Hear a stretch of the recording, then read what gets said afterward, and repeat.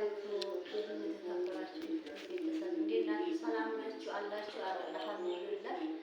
ዛሬ ደግሞ አንድ እናታችን ይዤ መጥቻለሁ። ተቸግሮ ስለምኑ እኔም እንድረዳቸው አቅም የለኝምና ሳን ቴሌቪዥን ቀንሽ እና ምናልባት እናንተ ለአላህ ብላችሁ የምትረዱ ከሆነ ብዬ ይዤ መጥቻለሁ። ሰደቃ ነው እናታቸው የሞተችን አባት የሞታቸው ለልጆቻቸው ስል በትንሹ ቢሆን በዚህ እድሜ ሰርቶ ለማብላት አይችሉም እና በዚህ እድሜ ሊለምኑ እየሄዱ ነው። ስለዚህ ደግሞ እናንተ ምናልባት ከኛ ተሻላላችሁ። ቢያንስ 50 ብር ብትልቁ ወስጄ ያደርሳለሁ። ገርገራ ነው ወሸርምኔ የሚባል ቦታ ነው። ስማቸው ደግሞ ከድጃ ይባላል።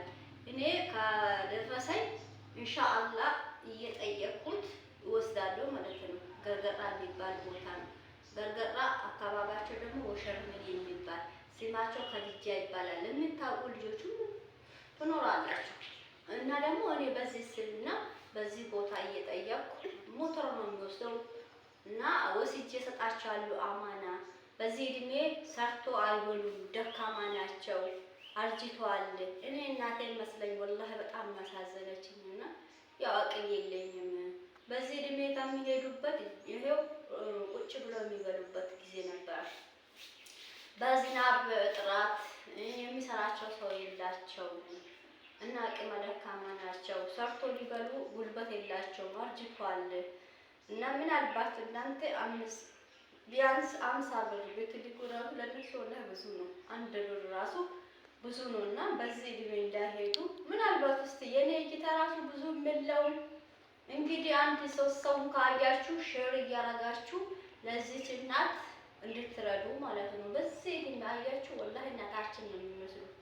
በጣም ያሳዝናል። ሰርቶ አይበሉም በዚህ እድሜ ማለት ነው። እና ጎረምሳ ቢሆን ወጣት ቢሆን ምንም የቀን ስራ ሰርቶ ይበላል። አሁን ምንም የላቸው የሚያግዝ ሰው የሚሰራቸው ሰው ይኸው በዚህ እድሜ በጠዋቱ ምናል በቃ የሚበላበት ነገር አጣው ብሎ እየሄዱ ነው። በዚህ እድሜ ለጎረሯቸው ነው፣ ለሌላ ነገር አይደለም።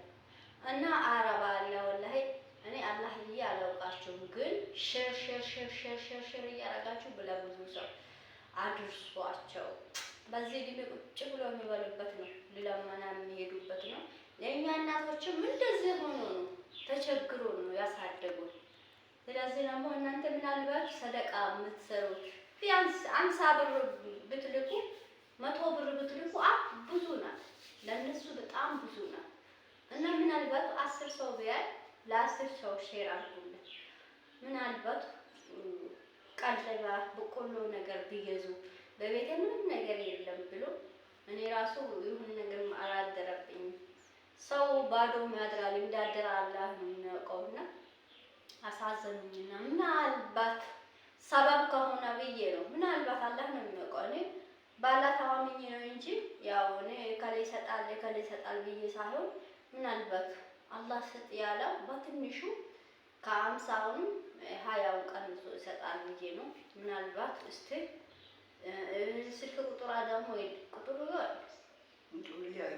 ጁሌ ምንማ ቁጥሩስ ምንማ ደግረን ተባ አካባቢ ከደጋ ግሮባ ወሸርሚኔ ሱሙክ ከልጃ ገርገራ ወሸርሚኔ ሱሙሳ ከልጃ ገርገራ ወሸርሚኔ አዜማል ጎሻ አየማል ኮሲው መሰለው። ምናልባት ለአላህ ብለው የምትረዱ ከሆነ ቦታው ሲጠቀስ ማንንም ሞተሩ ባባላ ሞተሩ ይወስዳሉ እና ስማቸው ከድጃ ይባላል። ሰፈራቸው ደግሞ የሰፈራቸው ስም ደግሞ ወሸርሚኔ ገርገራ የሚባል ቦታ ነው እና እሱ ችግር የለም። በቦታ ራሱ እኔ አሁን ልጆቹ ሲያድርሱ በቦታ ራሱ ያላወቁትበት ቦታ በስምና በአካባቢ እየጠየቁ ሞተሮቹ ይወስዳሉ። ወስጄ አማናውን ሰጣለሁ። ለአላህ ብላችሁ ትንሽ ነገር እርዷት፣ በዚህ እድሜ እንዳይሄዱበት ለአላህ ብላችሁ። አመሰግናለሁ። ኢንሻአላህ